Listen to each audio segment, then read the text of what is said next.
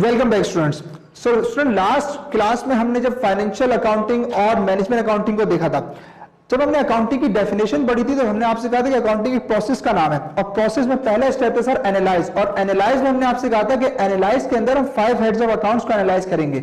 तो सर आज हमारा टॉपिक ये है कि 5 हेड्स ऑफ अकाउंटिंग को प्रॉपर तरीके से थोड़ा सा डिटेल में हम इसको देखेंगे, ताकि जब हम ठीक से अंडरस्टैंड कर लेंगे तो इंशाल्लाह फिर हम अच्छे से एनालाइज भी कर पाएंगे। सर पहला हेड है हमारे पास, देखिए शॉर्ट फॉर्म आपके सामने फिर आ गई है, क्लियर की।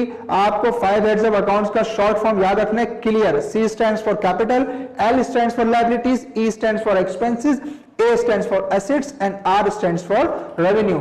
सर ये हमारा क्लियर है। पहला हमारे पास हेड्स ऑफ अकाउंट है capital, second is liability, third is expenses, fourth one is assets and the last is revenue. तो सर ये 5 हेड्स ऑफ अकाउंट्स है हमारे पास। आइए अपने पहले हेड ऑफ अकाउंट की तरफ चलते हैं, जो कि है capital. Sir what does capital mean? Sir simple form में अगर याद रखना चाहें तो सिंपल इतना याद रखिए कि जितने भी फाइनेंस से, जितने भी रिसोर्सेज से, चाहे वो गाड़ियों की सूरत में हो, कैश की सूरत में हो, बिल्डिंग की सूरत में हो, यानी कि आप बिजनेस को खड़ा करने जा रहे हैं और उस बिजनेस को स्टार्टअप करने के लिए जितने रिसोर्सेज आप इस्तेमाल करेंगे वो तमाम के तमाम रिसोर्सेज जो है वो कैपिटल का पार्ट बन जाएंगे। तो सर कैपिटल की इसलिए डेफिनेशन क्या कह रहा है? Resources from which business starts. Sir this is the basic definition. Simple याद रखें कि कैपिटल क्या है? वो तमाम रिसोर्सेज जिनसे आप अपने बिजनेस को स्टार्ट करने जा रहे हैं, वो तमाम के तमाम रिसोर्सेज किसका पार्ट बन जाएंगे? सर कैपिटल का पार्ट बन जाएंगे। फॉर एग्जांपल 4 दोस्त मिलकर बिजनेस शुरू कर रहे हैं, तो mister A, B, C and D. Mister A ने कहा गया मेरे पास 10 लाख रुपए कैश है, मैं उससे वो ले आऊंगा। मिस्टर बी ने कहा मेरे पास शॉप है। मिस्टर सी ने कहा मेरे पास गाड़ी है। मिस्टर डी ने कहा कि मेरे पास फर्नीचर है। तो ये चारों चीजों को टुगेदर करके हम एक बिजनेस को स्टार्ट करने जा रहे हैं। सर ये चारों चीजें किसका पार्ट बन जाएंगी? कैपिटल का पार्ट बन जाएंगी। इसलिए कह रहा है कि resources from which business starts. इसके अलावा एक और डेफिनेशन जो अक्सर आप पढ़ते हैं अपनी बुक्स में, लिखा हुआ है resources injected by owners less liabilities of business is called as capital. Sir ये हम अपने रिसोर्सेज में से जो आपके इन्वेस्टर जो बिजनेस स्टार्ट कर रहे हैं, और आपको याद होगा लास्ट लेक्चर में हमने आपको बताया था कि जो लोग मिलकर कंपनी को फॉर्म करते हैं उनको हम क्या कहते हैं? प्रोमोटर्स। तो सर प्रोमोटर्स ने जो पैसा लगाया, इन्वेस्टर भी बन गए और बाद में शेयर आपकी कंपनी के शेयर होल्डर्स बन गए। सर शेयर होल्डर्स ने जो पैसा लगाया, उस पैसे में से अगर कंपनी के ऊपर कोई लायबिलिटी है तो अगर हम उसको हटा दें, डिडक्ट कर दें, तो जो बचेगा वो भी क्या होगा? कैपिटल होगा। तो सर इसीलिए 2 डेफिनेशन मैंने आपके सामने लगी। अगर बिल्कुल स्टार्टिंग बिजनेस है, न्यू बिजनेस है, तो सर जितने रिसोर्सेज आप स्टार्ट कर रहे हैं वो कैपिटल है, क्योंकि उस टाइम हमारी लायबिलिटीज क्या होंगी? 0। अगर हम कैपिटल करेंगे 0 माइनस करेंगे तो आंसर वही रहेगा। लेकिन अगर आपका रनिंग आउट बिजनेस है और आप कैपिटल कैलकुलेट करना चाह रहे हैं तो सर जितना कैपिटल था उसमें से आप अपनी लायबिलिटीज को माइनस कर लें। Okay sir. इसके बाद हमारा सेकंड हेड है लायबिलिटीज। सर लायबिलिटीज का मतलब याद रखें, अगर सिंपलेस्ट उर्दू फॉर्म में याद रखेंगे तो ये जिम्मेदारियां बिजनेस की, जो बिजनेस जो है ना वो परफॉर्म करनी है। लायबिलिटीज का 2 तरह की लायबिलिटीज कंपनी के ऊपर हो सकती है। सर एक पेमेंट की लायबिलिटी हो सकती है और एक फंक्शन परफॉर्मेंस की लायबिलिटी हो सकती है। जैसे कि आपने किसी से क्रेडिट पे माल खरीदा, आपने गुड्स परचेज कर ली क्रेडिट पे, अब आपने उसको पे आउट करना है, ठीक है, ये आपका अकाउंट्स पेएबल है, यानी कि ऐसी पेमेंट जो आपने फ्यूचर में करनी है, तो ये आपके ऊपर लायबिलिटी है। तो एक लायबिलिटी पेमेंट की सूरत में हो गई। दूसरी लायबिलिटी सर फंक्शन की सूरत में हो सकती है। सर वो कैसे हो सकती है? फॉर एग्जाम्पल आपका कैटरिंग का बिजनेस है, आपके पास एक कस्टमर आया और उसने आपको 5 लाख रुपए एडवांस दे दिया और आपसे कहा कि 1 हफ्ते बाद हमारे यहाँ पे जो है वो एक सेरेमनी है, वहां पे आपने खाना सर्व करना है। तो सर अब मैंने 1 हफ्ते पहले पैसे ले लिए हैं, पैसे मेरी जेब में पड़े हैं, लेकिन सर इसके अगेंस्ट मैंने एक फंक्शन परफॉर्म करना है 1 हफ्ते बाद। तो सर अब मेरे ऊपर लायबिलिटी पेमेंट की नहीं है, बल्कि लायबिलिटी तो है मेरे पर, लेकिन एक फंक्शन परफॉर्मेंस की लायबिलिटी है, मुझे वहां पे खाना प्रोवाइड करना है। तो लायबिलिटी 2 तरह की हो सकती है बिजनेस के ऊपर, या तो पेमेंट की होगी या फिर आपके किसी फंक्शन की परफॉर्मेंस की लायबिलिटी हो सकती है। Okay sir. उसके बाद लायबिलिटी की एक छोटी सी डेफिनेशन मैंने यहाँ पे प्रेजेंट किया आपके लिए, money that the company owes to others. वो पैसा जो कंपनी ओन करती है किसी और के लिए, यानी कि कंपनी के पास मौजूद है लेकिन है किसी और का पैसा, देना कंपनी ने उनको है, तो कंपनी के ऊपर एक लायबिलिटी है। जैसे मैंने आपको एग्जांपल दी कि आपने क्रेडिट पे गुड्स खरीदी, अब आपने वो क्रेडिट पे ऑफ करना है फ्यूचर में। एग्जांपल के तौर पे देखिए अकाउंट्स पेबल आपके सामने मौजूद है। सर अकाउंट्स पेबल का मतलब क्या है? ऐसा पैसा जो आपने फ्यूचर में पे ऑफ करना है जो आपने क्रेडिट पे गुड्स खरीदी हुई है। सर सेकंड है आपके सामने व्हीकल लोन, आपने किसी भी तरीके का लोन ले लिया है, आपने बैंक से लोन ले लिया तो अब आपने बैंक को पे ऑफ करना है, रिटर्न बैक करना है, that is your liability. Okay sir, इसके बाद इट कुड बी अमाउंट और फंक्शन, ये मैं डिटेल में डिस्कस कर चुका हूं आपसे कि लायबिलिटी या तो फंक्शन की होगी या आपके किसी पेमेंट की होगी। सर लायबिलिटीज के बेसिकली दो टाइप्स हैं, एक हमारे पास करंट लायबिलिटी है और एक नॉन करंट लायबिलिटी है। सर लायबिलिटी की दो टाइप्स हैं, करंट लायबिलिटी और नॉन करंट लायबिलिटी।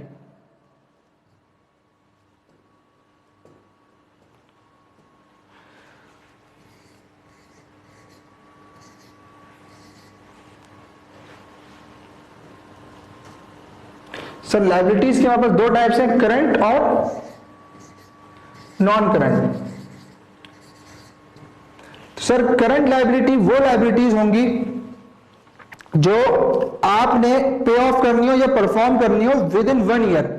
ठीक है सर, फॉर एग्जांपल आपने लोन लिया है 6 महीनों के लिए, बैंक से आपने लोन लिया लेकिन 6 मंथ्स का लोन है, तो सर 6 मंथ्स का लोन है तो आपने विद इन 1 ईयर पे ऑफ करना है, या कि करंट लायबिलिटी है। लेकिन अगर वही लोन आप 5 साल के लिए ले लें तो वो आपकी नॉन करंट लायबिलिटी है, लॉन्ग टर्म लायबिलिटी है, फिक्स्ड लायबिलिटी है, जिसको हम 3-4 नाम देते हैं, लॉन्ग टर्म, नॉन करंट हो गई, लॉन्ग टर्म हो गई और फिक्स्ड लायबिलिटी। सर ये आपने अगर ऐसी लायबिलिटी जो आपने पे ऑफ करनी हो after 1 year, that will be called as non current liability.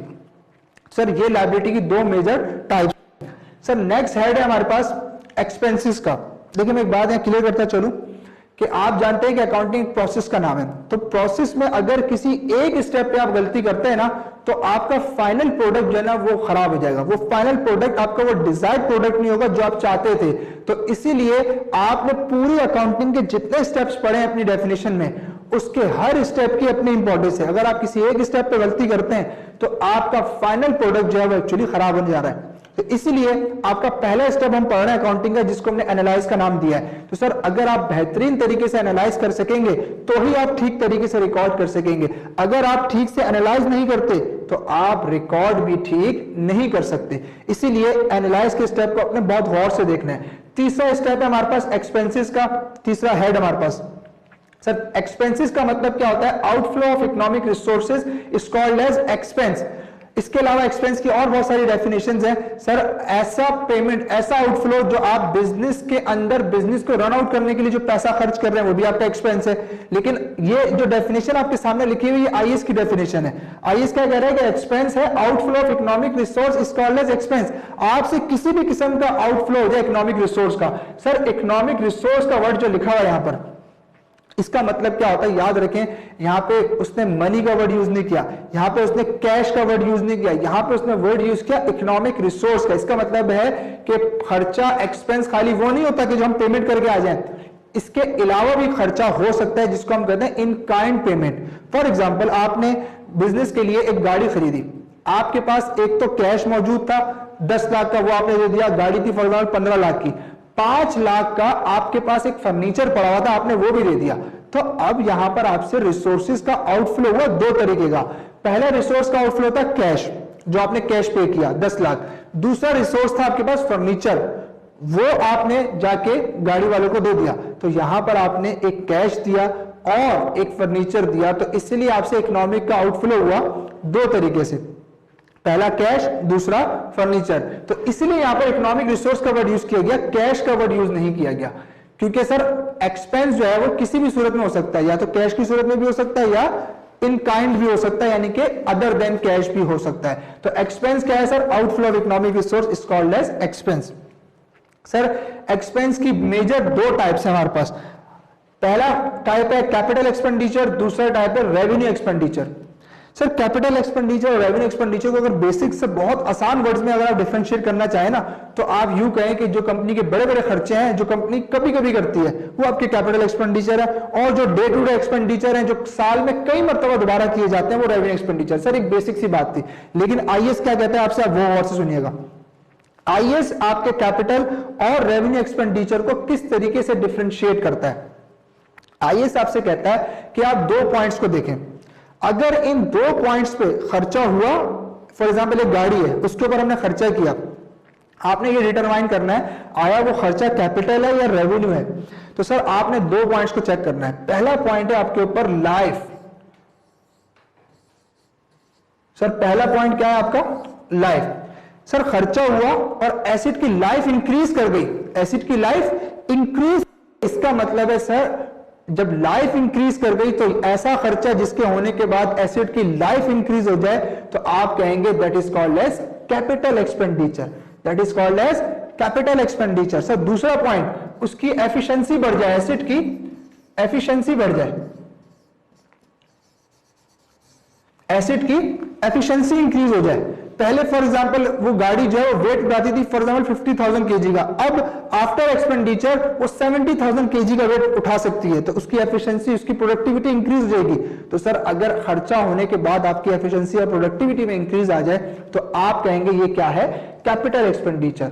Sir अगर एक्सपेंस हुआ और इन दोनों चीजों में कोई फर्क नहीं पड़ा तो सर वो फिर क्या है? Revenue expenditure. फॉर एग्जांपल गाड़ी की रिपेयरिंग आपने करा दी, आपने सर्विस करवा दी, तो सर ये क्या है? Revenue expenditure. लेकिन गाड़ी के टायर चेंज करा दिए, गाड़ी की बॉडी चेंज करा दी, गाड़ी का आपने जो इंजन चेंज करा दिया, ये सब क्या है? आपके कैपिटल एक्सपेंडिचर्स। तो सर ये था एक्सपेंस और उसकी दो टाइप्स। अब हम आगे चल रहे हैं और हमारा नेक्स्ट हेड है सर एसेट्स का। सर इंतहाई इंपॉर्टेंट हमारा हेड है ये, इसको आपने बार बार आगे यूज करना है तो बहुत अच्छे से समझिएगा। सर एसेट्स को अगर आप एक वर्ड में एक्सप्लेन करने जाए, वैसे आईएएस की बहुत लंबी डेफिनेशन मौजूद है जो मैं आपसे ओरली डिस्कस कर लेता हूं, लेकिन अगर आपको एसेट्स जो है वो बहुत ही जो है ना वो सिंपलेस्ट वे में समझना हो, एक वर्ड में आप चाहते हैं कि एसेट्स को आप एक्सप्लेन कर दें, तो सर याद रखें एसेट्स को आप कहेंगे रिसोर्सेज ऑफ बिजनेस। क्या कहेंगे sir? Resources of business.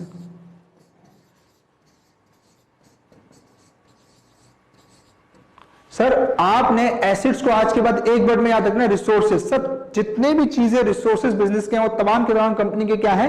Assets हैं। सर रिसोर्स क्या होता है? सर रिसोर्स हर उस चीज को कहेंगे जो बिजनेस को बेनिफिट प्रोवाइड कर रहा होगा, आप उसको रिसोर्स कहेंगे, ठीक है? तो हर वो चीज जो बिजनेस को बेनिफिट दे रहा होगा वो रिसोर्स है, और हर रिसोर्स आपका क्या है? एसेट है। तो सर एसेट्स को आपने यहां समझ लिया। अब एसेट्स की भी सर दो टाइप्स है हमारे पास बेसिक। सर पहली टाइप है हमारे पास फिक्स एसेट्स, दूसरी टाइप है हमारे पास करंट एसेट। सर जैसे ही हम फिक्स एसेट्स के अंदर फर्दर क्लासिफिकेशन करेंगे तो सर फिक्स एसेट के अंदर एक है हमारे पास टेंजिबल एसेट, सेकेंड है हमारे पास इनटेंजिबल एसेट। सर यहां पे याद रखिएगा फिक्स एसेट के फर्दर हमने दो टाइप्स कर दिए, टेंजिबल और इनटेंजिबल। सर टेंजिबल एसेट्स कौन से एसेट होते हैं? ऐसे एसेट्स जिनकी फिजिकल फॉर्म मौजूद हो, जो टचेबल फॉर्म में आपके पास मौजूद हो, those all assets are called as tangible assets. जैसे कि बिल्डिंग, फर्नीचर, व्हीकल्स, ये तमाम आपके क्या है? Tangible fixed assets. लेकिन कुछ फिक्स एसेट्स ऐसे भी होते हैं जो कि इनटेंजिबल होते हैं, होते वो फिक्स एसेट है लेकिन वो इनटेंजिबल है। For example goodwill of the company, आपकी कंपनी की जो गुडविल है वो आपका एक इनटेंजिबल एसेट है। सर आप कंपनी के अंदर एक बेहतरीन किस्म का सॉफ्टवेयर इस्तेमाल कर रहे हैं, वो आपका क्या है? एक इनटेंजिबल एसेट है, क्योंकि सर आप उससे कंपनी को बेनिफिट तो हो रहा है लेकिन उसकी कोई फिजिकल फॉर्म मौजूद नहीं है, आप उसको टच नहीं कर सकते। सर कॉपीराइट, सर ये तमाम चीजें जो है वो हमारे इनटेंजिबल एसेट्स हैं। सर इससे ऊपर हम चलें अगर अपने पॉइंट पे, तो एसेट को हमने दो पार्ट्स में तोड़ा, पहला हमने फिक्स किया, दूसरा हमने करंट किया। सर पहले मैं इन दोनों का डिफरेंस समझा दूं, फिक्स एसेट्स और करंट एसेट्स। जैसे कि मैंने आपको एसेट समझाया कि एसेट रिसोर्स है, और रिसोर्स का मतलब ऐसी चीज जो बिजनेस को बेनिफिट प्रोवाइड करे।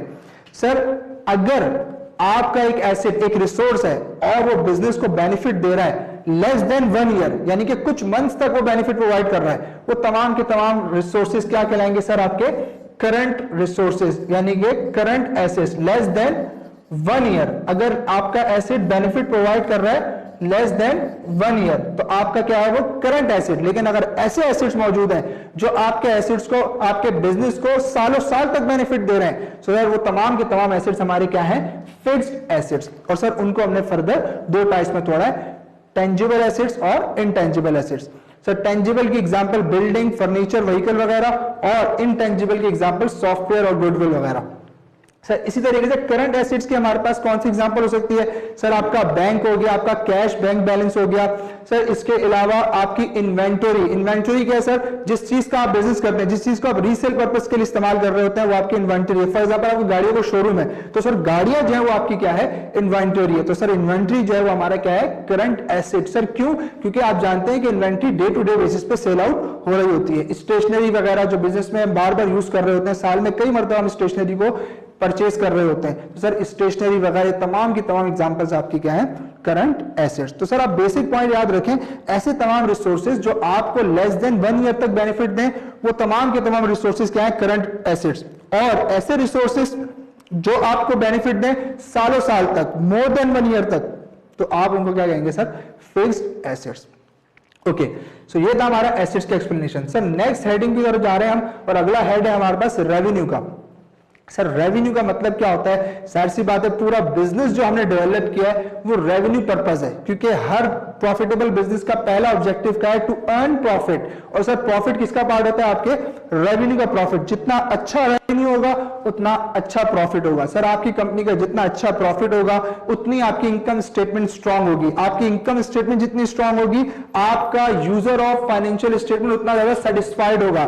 जब आपका user of financial statement satisfied होगा तो वो आपकी कंपनी के अंदर दिल खोल के इन्वेस्टमेंट्स करेगा। जब आपकी कंपनी के अंदर दिल खोल के इन्वेस्टमेंट्स आएंगी तो सर आपका बिजनेस बहुत तेजी से ग्रो करेगा।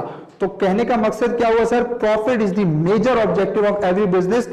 ओके सर, रेवेन्यू क्या होता है? सर रेवेन्यू को अगर हम एक्सप्लेन करने जाएं तो बहुत सिंपल सी लाइन में एक्सप्लेन किया हुआ है, amount generated from business operation. आप अपने बिजनेस ऑपरेशन से कोई भी अमाउंट जनरेट करते हैं वो आपका रेवेन्यू है। फॉर एग्जांपल आपकी मैंने जैसे लास्ट एग्जांपल दी है गाड़ियों का शोरूम है। अब गाड़ियां बेच बेच के जो आप पैसा बिजनेस के अंदर लेकर आ रहे हैं, पैसा आ रहा है, वो तमाम का तमाम क्या है, रेवेन्यू। उस रेवेन्यू में से सर हम अपने एक्सपेंडिचर्स को जब हटा देंगे, सारे एक्सपेंडिचर को, जो बचेगा वो मेरा क्या है, प्रॉफिट होगा। ओके सर, रेवेन्यू की एक तो डेफिनेशन है, एग्जाम्पल के तौर पर sales revenue. Okay so sir ये आज के लेक्चर के लिए था हमारा, हमने 5 हेड्स ऑफ अकाउंट्स को डिटेल में देखा। इंशाल्लाह नेक्स्ट लेक्चर में हम इनकी इंप्लीमेंटेशन देख रहे होंगे, क्योंकि हमने जानते हैं कि हमारा जो अकाउंटिंग का डेफिनेशन है उसका पहला स्टेप एनालाइज था जो हमने आज के लेक्चर में कंप्लीट किया। इंशाल्लाह सेकंड लेक्चर में हम अपने सेकंड स्टेप की तरफ जा रहे होंगे और वो होगा इंशाल्लाह रिकॉर्डिंग के ऊपर, यानी कि to record. Thank you student.